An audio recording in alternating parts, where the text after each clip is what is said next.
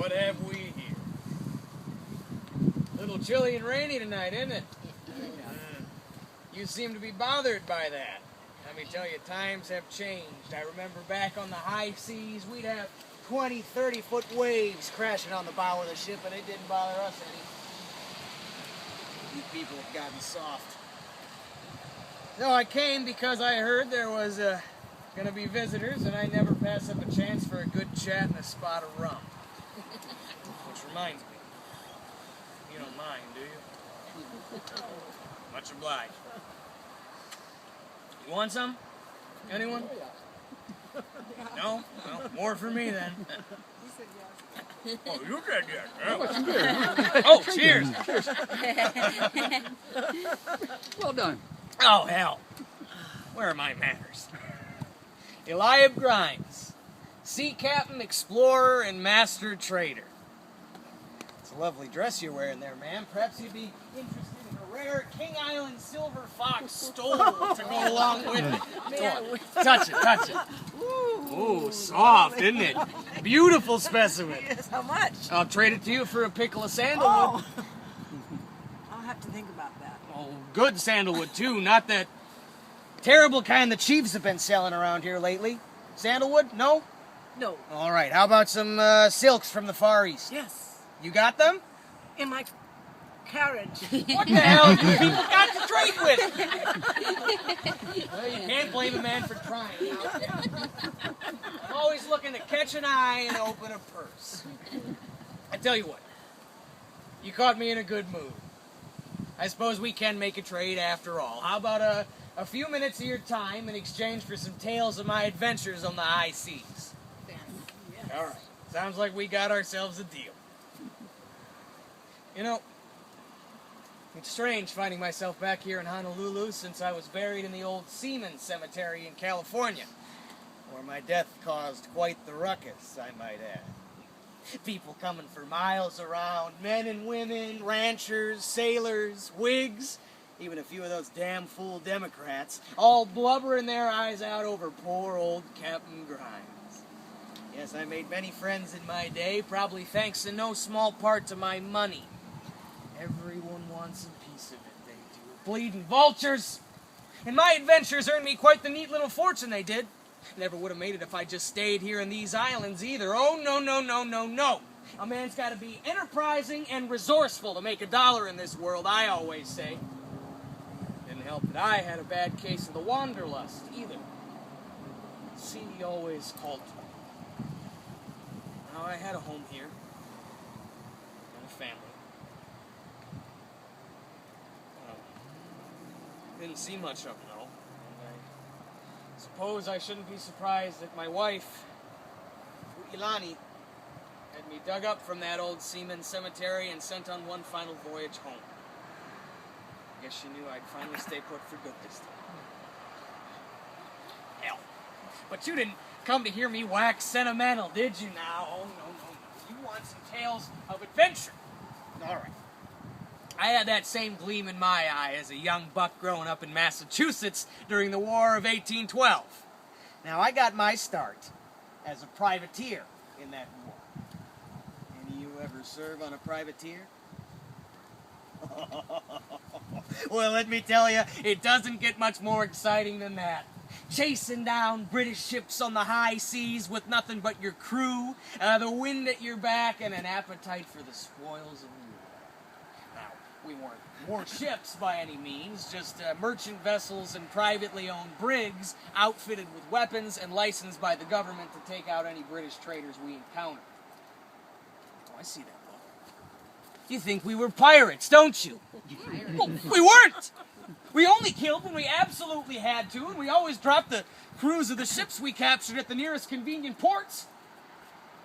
Now, that nearest convenient port might be full of angry American sailors ready to settle the score with their British brethren, but that's beside the point.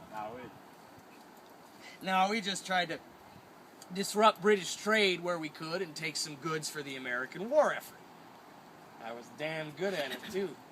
Rose through the ranks as quick as I could till I was a lieutenant. Imagine me, a lieutenant in the United States Navy. Anyway, this business was not without its danger.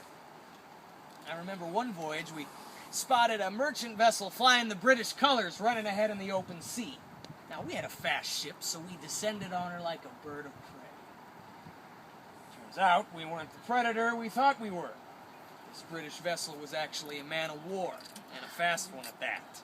So my captain gave the order to turn and tack away at full sail. Good man, but a damn coward if you ask me. So we sailed away as fast as the wind would take us, but that British ship was fast, and there was a stiff breeze in her favor. It didn't look good. All we could do was pray.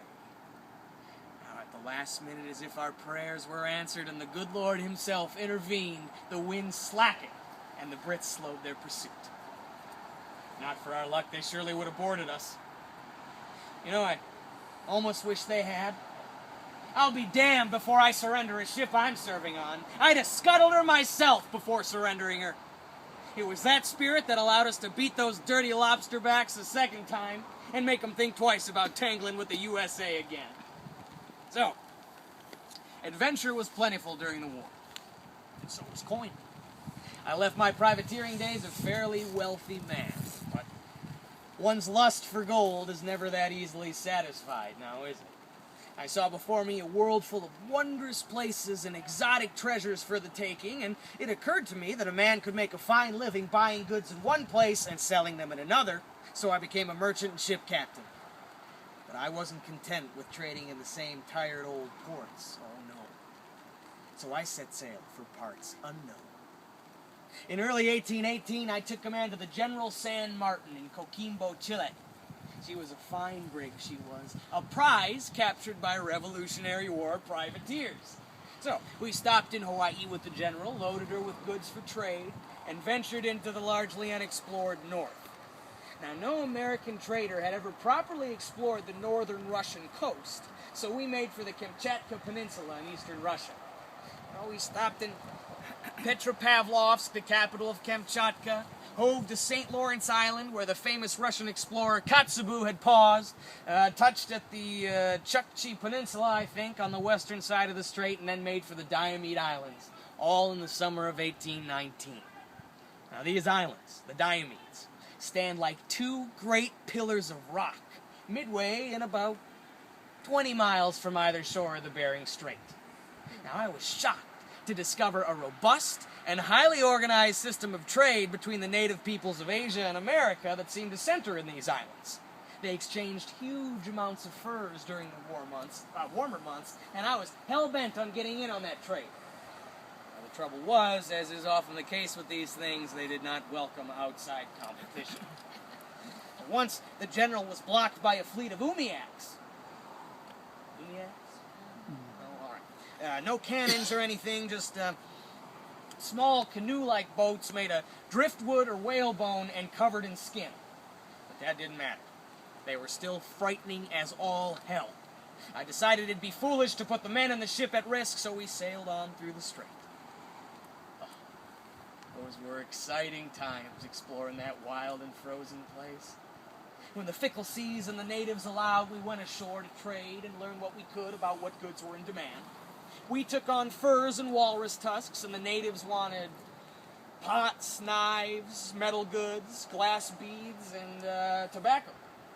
We did a good trade at King Island, just south of the Diomedes. That's where we took on these otter and fox skins. Now, sir, I could whip you up a nice pair of otter skin gloves if you were so inclined. How much? You heard my offer. Sandalwood or silks. Well, sometimes they bite. Anyway, by September 9th, I believe, 1819, I was back in Petropavlovsk and writing my report to my employers. I told them of the customs and trading habits of the locals, the lack of good harbors in the area, and I even made a change or two to our maps and charts. Captain Cook, for example, had insisted there were 4 islands around St. Lawrence Island. I set the record straight. Only 3 of them. Damn fool wasn't using his eyes, and yet he's the famous explorer here and not me. I'm sorry. I've been known to overreact on occasion. So So anyway, after over half a year in that wild and frozen place, we were back with the General in the balmy seas of Hawaii. I was satisfied with my enterprise. We had braved those seas like true explorers. Now, let me give you a few pieces of advice if you're going to Kamchatka. Make your voyage in July and early August. Seals don't have fur. And don't expect to just find walrus tusks lying around on the shores ready to be gathered up. Don't expect them to smell good either. Back in Hawaii, I'm sorry to say the General San Martin was sold. It's never easy for a captain to say goodbye to a ship. So losing a friend. The captain had been as good a friend as a man could ask for.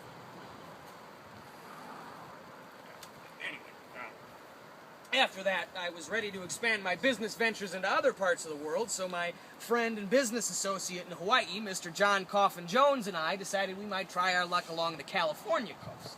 Now, Spanish control there was finally being challenged, and while there were restrictions on trade in some ports, other ports welcomed foreign trade. As long as we eluded the Spanish Armada, that is. So I outfitted a new ship, the Eagle, with goods for trade, and we made for the Spanish Main. The first American ship from Hawaii to trade with the Spaniards. Oh, we sailed up and down that shoreline, always on the lookout for good trade deals and Spanish gunboats. We were often aided by influential Californians looking for good deals, but that didn't mean all the Californians were on our side. I remember one morning we went ashore near Santa Monica Bay with some goods for trade. After the transaction was complete, we were counting our coin. A band of thieves jumped from the brush and held us at gunpoint.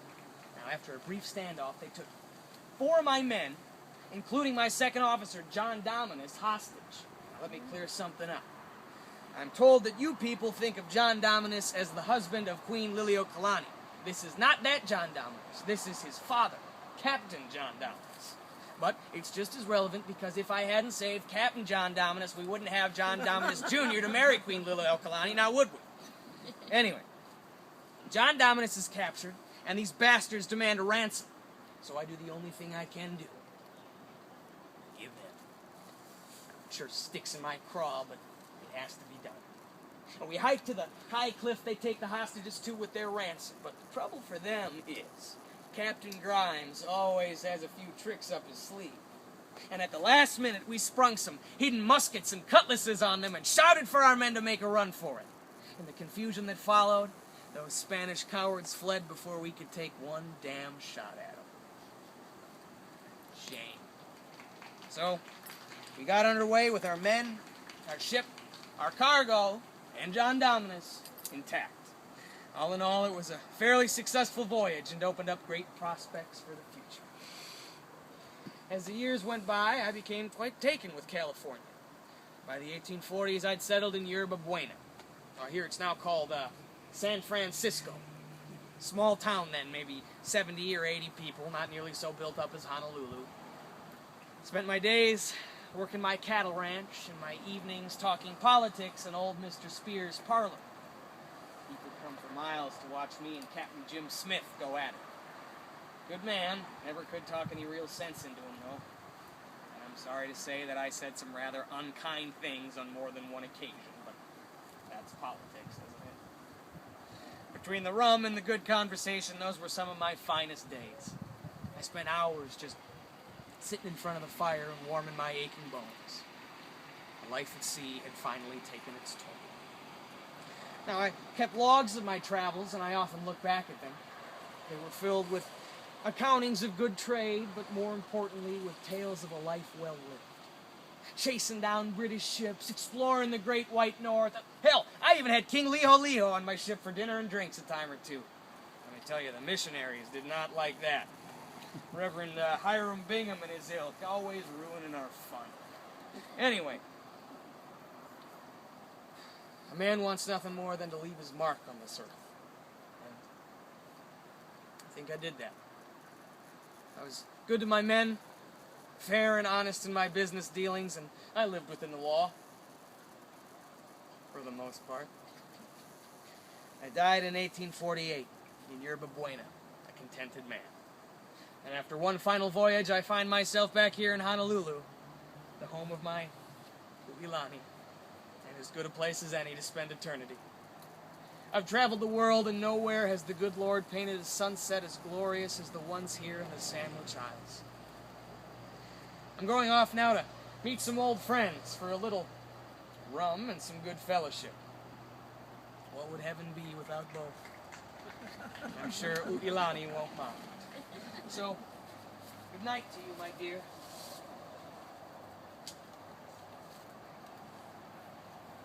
And good night to you all, too. Safe travels.